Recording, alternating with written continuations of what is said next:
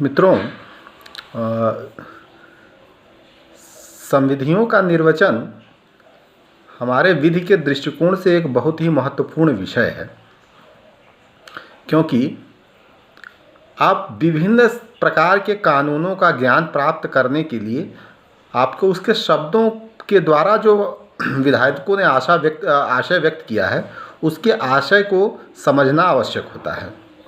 और आशय चूँकि शब्दों के माध्यम से व्यक्त है, तो उन शब्दों के पीछे जो गूढ़ आशय छुपा हुआ है, उसको हम संविधि को पढ़कर ही जान पाते हैं।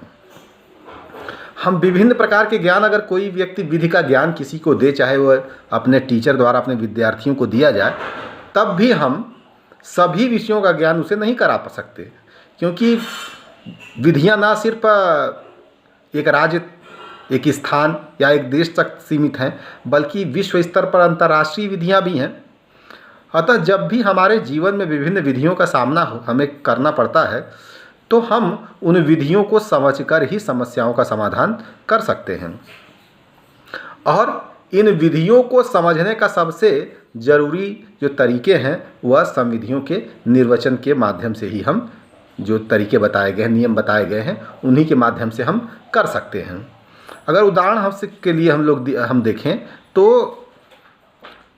एक व्यक्ति अपने जीवन में कितने कानूनों को पढ़ लेता है अपने विद्यार्थी जीवन में, सीमित 100, 200, 500, 1000। लेकिन आगे चल के आपको ना सिर्फ पढ़ाए गए कानूनों का ज्ञान करना पड़ता है, कभी कभी आपको अंतर्राष्ट्रीय स्तर पर के कानूनों की भी एक समझ की ज़रूरत पड़ जाती है।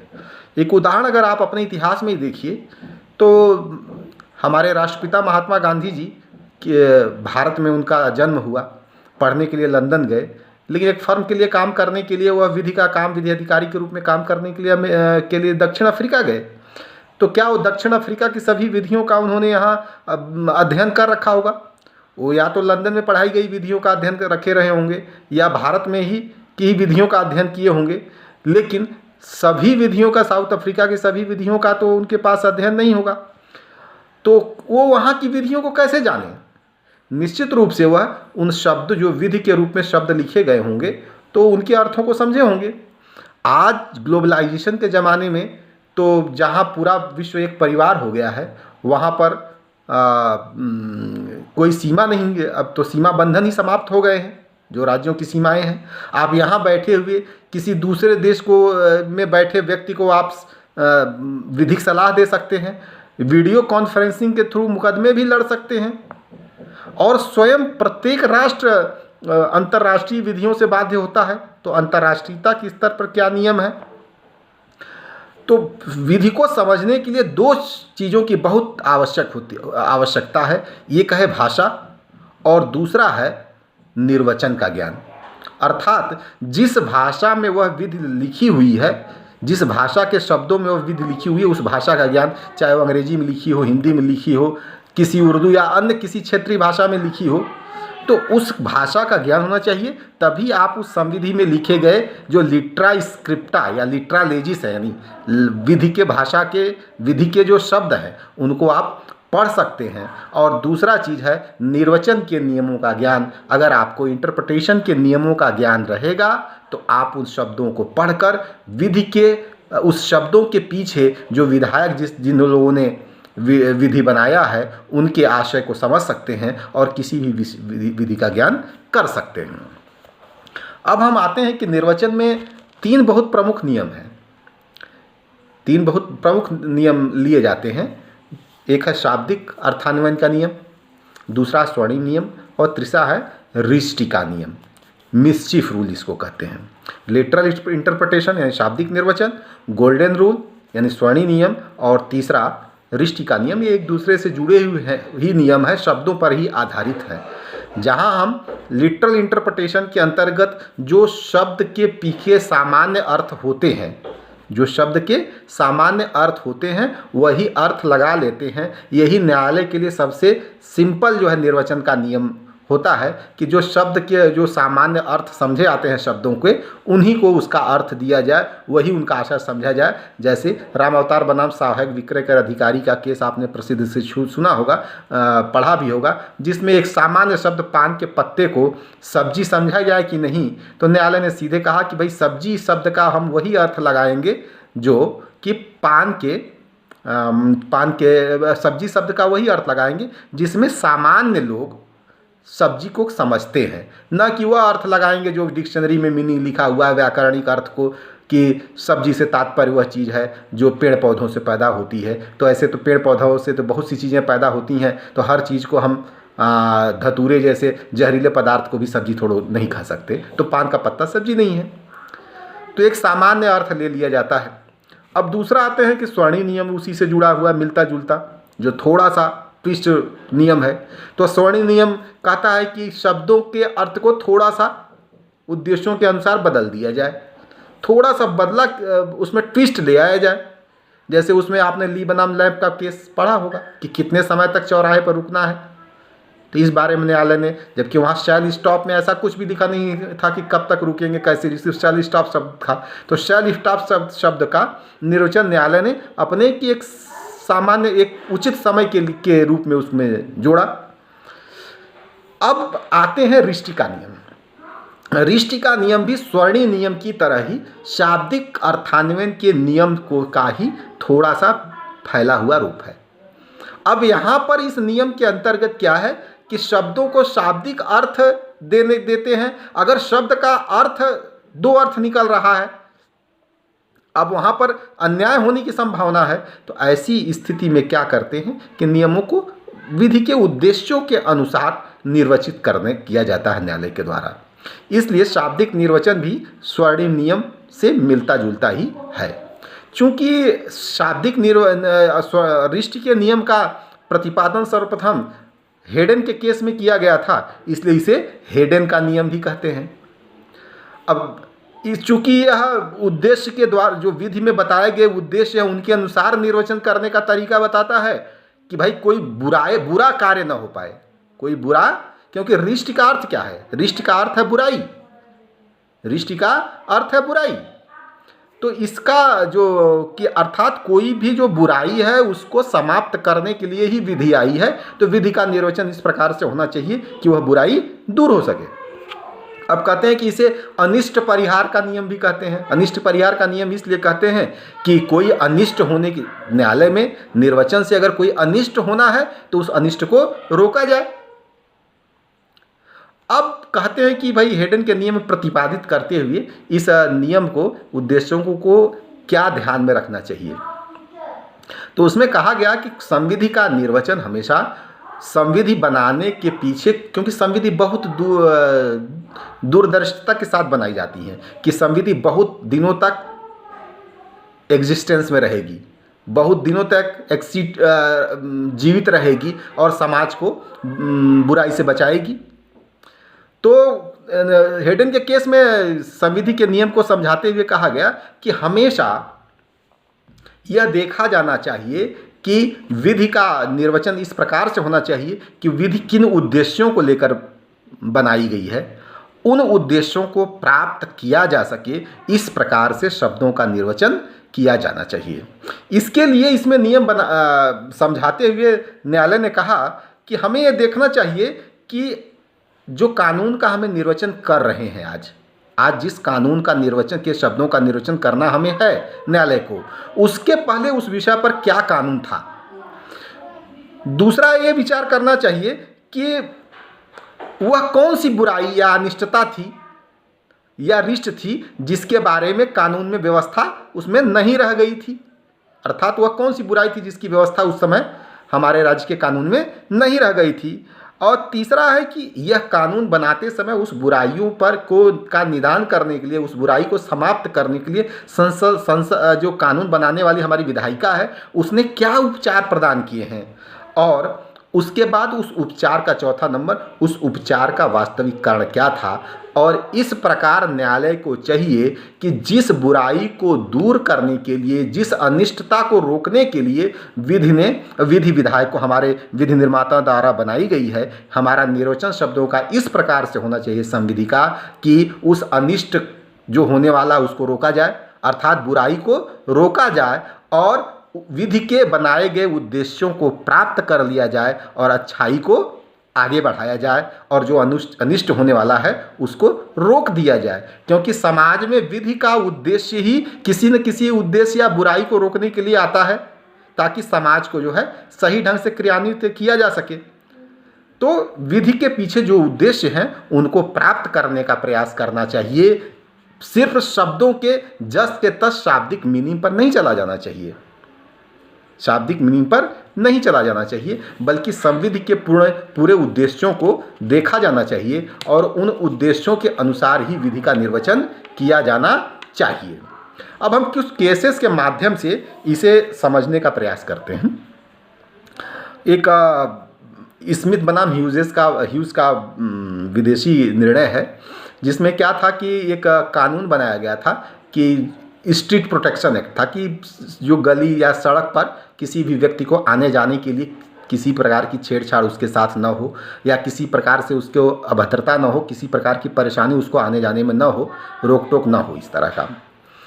वहाँ पर क्या था, जैसा आप जानते हैं कि जो इस केस में क्या था कि रेड लाइट्स एरिया में जो महिलाएं थी, जिन्हें आप प्रोस्टिट्यूट या वेश्या के नाम से जानते हैं, वो लोग अपनी खिड़कियों से, झरोखों से लोगों को इशारे करती थीं, जिससे जानते हैं कि एक शालीनता भंग होती है।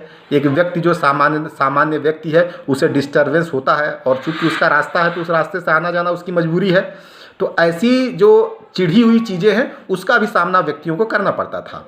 तो अब माना गया कि क्या वो जो स्ट्रीट प्रोटेक्शन एक्ट है, यानी जो गलियों में लोगों को डिस्टर्ब करने से रोकने का कानून है, उसका उल्लंघन वो महिलाएं, वो वेश्याएं कर रही हैं। क्योंकि वास्तव में अगर देखा जाए तो महिलाएं स्ट्रीट पर नहीं हैं, वो रोड पर, इस सड़क पर खड़ी नहीं है, वो कहीं ना कहीं अपनी खिड़की और झरोखों में खड़ी हैं। तो न्यायालय ने कहा कि भाई सचमुच में तो देखने से शब्द सा लगता है कि भाई सड़क अलग है, खिड़की अलग है, कोई खिड़की में रखे किसी को कैसे डिस्टर्ब कर सकता है। लेकिन न्यायालय ने कहा कि नहीं, ऐसा नहीं है। व्यक्ति कोई आ जा रहा है, अगर उससे झरोखों से अगर डिस्टर्ब किया जाता है तो निश्चित रूप से उस पर प्रभाव पड़ता है, वो डिस्टर्ब होता है। इसलिए हम यहाँ यह संविधि का उद्देश्य अगर देखते हैं तो उद्देश्य यह पाते हैं कि व्यक्तियों को स्ट्रीट में किसी भी डिस्टर्बेंस से, गलियों में किसी भी प्रकार के डिस्टर्बेंस होने से रोकना है, मात्र भीड़ भाड़ को रोकने के लिए ऐसा नहीं है। तो न्यायालय ने कहा कि इसका उद्देश्य, कानून का उद्देश्य इस प्रकार से लोगों को डिस्टर्बेंस को रोकना है, उसे प्रोटेक्ट करना है। और कहीं न कहीं भले वो रोड पर खड़ी नहीं है, लेकिन अगर उस विधि के उद्देश्यों को देखा जाए तो उन वेश्याओं का खिड़कियों झरोखों से लोगों को इशारा करना भी गली में डिस्टर्बेंस पैदा करने के समान हम मानते हैं। और इस प्रकार से विधि का जो विधि है उसका उल्लंघन करता हम ऐसी वेश्याओं को मानते हैं। अब एक भारतीय केस आते हैं जिसका नाम है आलमगीर बनाम बिहार राज्य। ये भारतीय दंड संहिता की धारा 498 से संबंधित है।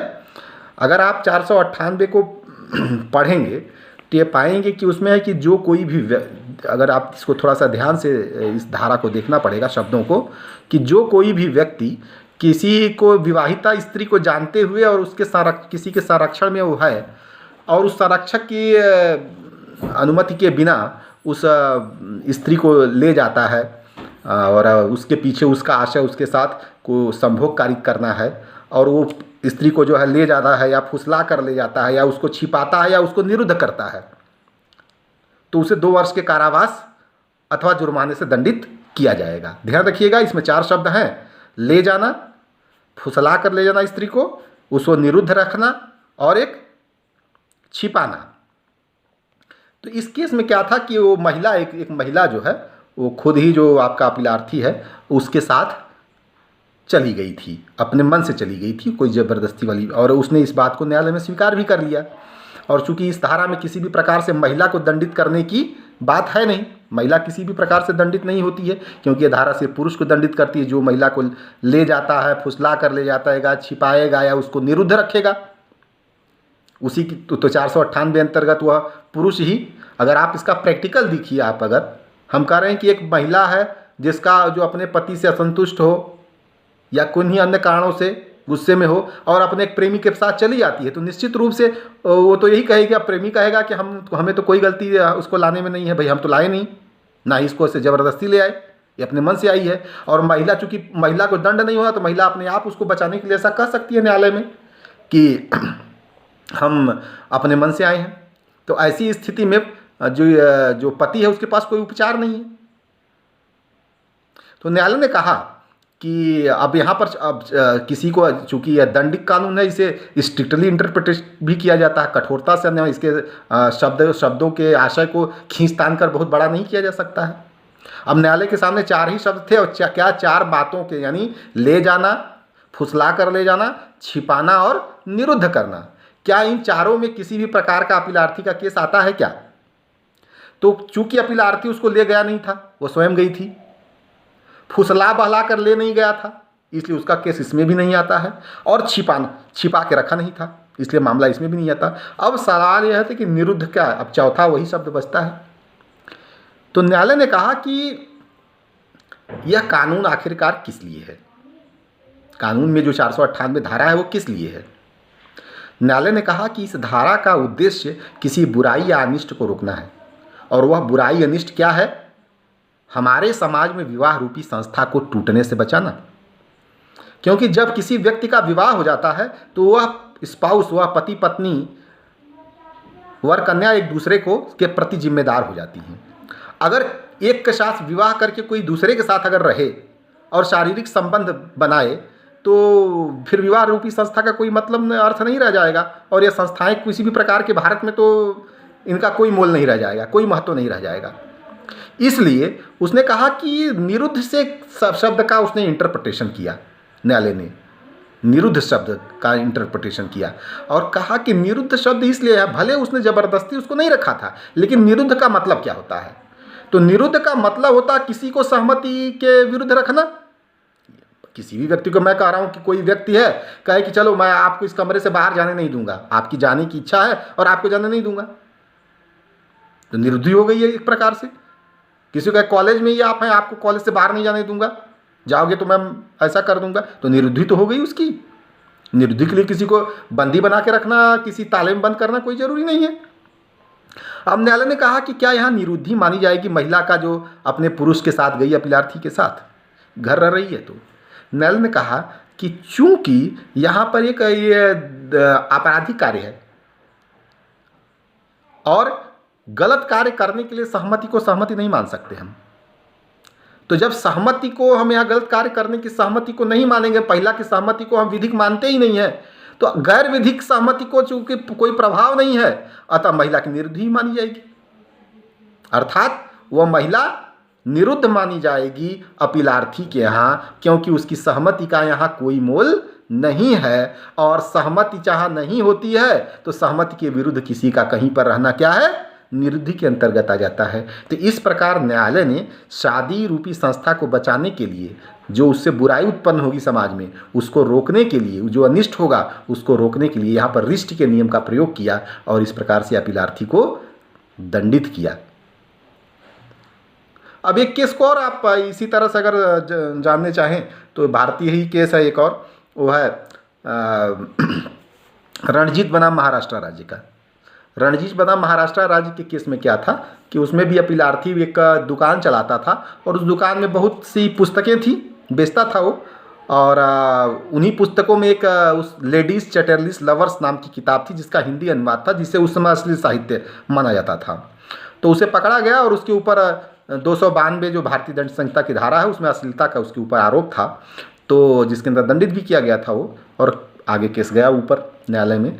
तो उसने कहा कि हमें ये पता ही नहीं है कि हमारे यहाँ पुस्तक में कितनी पुस्तकें हमारे यहाँ बिक रही हैं, उन पुस्तकों में क्या लिखा है। यह सच भी है कि अगर लाखों किताबें किसी के, हजारों किताबें किसी बुक स्टॉल पे हैं, ये प्रैक्टिकल तो सही है, कि उसको उसका ज्ञान नहीं रहता कि पुस्तक कौन सी अश्लील है या क्या है, कैसे है, पुस्तक में क्या लिखा है। इसलिए उसने कहा कि ना ही मेरा ऐसी कोई गलत पुस्तक बेचने का आशय था और ना ही मुझे ऐसा कोई ज्ञान था कि मैं कोई अश्लील साहित्य बेच रहा हूँ, इसलिए किसी भी प्रकार से यहाँ मेरे ऊपर कोई केस बनता नहीं है। तो प्रैक्टिकली उसकी बात सही थी, लेकिन न्यायालय ने कहा कि अब देखा कि अगर ऐसे व्यक्तियों को अगर कानून के बाहर अगर चले जाएंगे तो हमारे समाज में किशोर और हमारे बालक जो हैं वो निश्चित रूप से उनके मनोस्थिति पर बहुत अश्लीलता का प्रभाव पड़ेगा और हमारे समाज को के ताना बाने को भंग होने की संभावना, अनिष्ट होने की संभावना है। तो इस अनिष्ट को बचाने के लिए न्यायालय ने कहा कि हर जगह आपको आशय और ज्ञान होना जरूरी नहीं है। न्यायालय का 292 धारा जो भारतीय दंड संहिता के अंतर्गत धाराएं हैं, जहां भी आशय की आवश्यकता होती है उस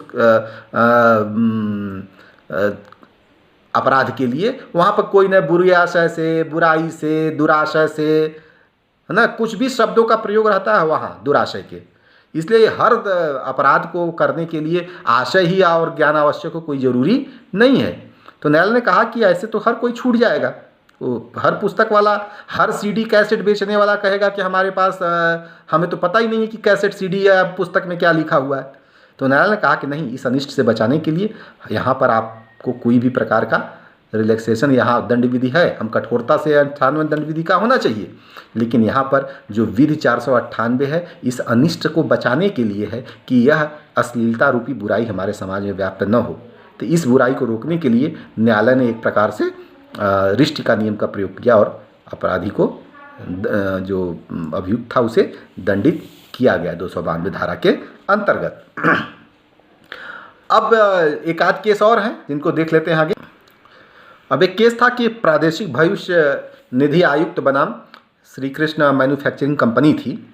एक्चुअल में भविष्य नीति अधिनियम है कि जहाँ पर कानून था कि जहाँ पर जो है 50 से अधिक व्यक्ति, 50 या उससे अधिक व्यक्ति कार्य करते हैं, वहाँ पर उस समय के कानून के अनुसार वह कम कर दी गई है संख्या। नहीं, तत्कालीन जो काम था कि किसी भी कारखाने में जहाँ भी कार्य हो रहा है वहाँ 50 अगर लोग कार्य कर रहे हैं तो 50 या उससे अधिक, तो उसे भविष्य निधि अधिनियम के अंतर्गत आना पड़ेगा और भविष्य निधि उसकी कटौती करके जो है भविष्य निधि जो एजेंसी है वहाँ जमा करना पड़ेगा।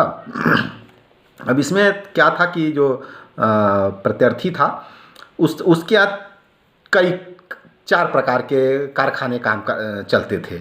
एक तांबा के लिए था, एक लकड़ी उद्योग था, एक आटा चक्की चलती थी, तो एक धान की भी मिल थी उसके पास, चावल निकालने वाली। तो इस प्रकार से 4 कारखाने उसके पास चलते थे, जिसमें सभी में 50 से कम लोग काम करते थे। लेकिन सब लोग मिला दिया अगर चारों उसके उद्योगों को, उसके कारखाने को, तो वो 50 से ज़्यादा संख्या में कह रहा है। तो उसने कहा कि भाई अगर शाब्दिक रूप से निर्वचन करके देखा जाए तो हमारे यहाँ 4 प्रकार से कारखाने, किसी भी कारखाने में 50 से अधिक लोग काम नहीं करते हैं, इसलिए हमें हमारे ऊपर जो है ये भविष्य निधि अधिनियम लागू नहीं होता है भविष्य निधि कटौती करने का।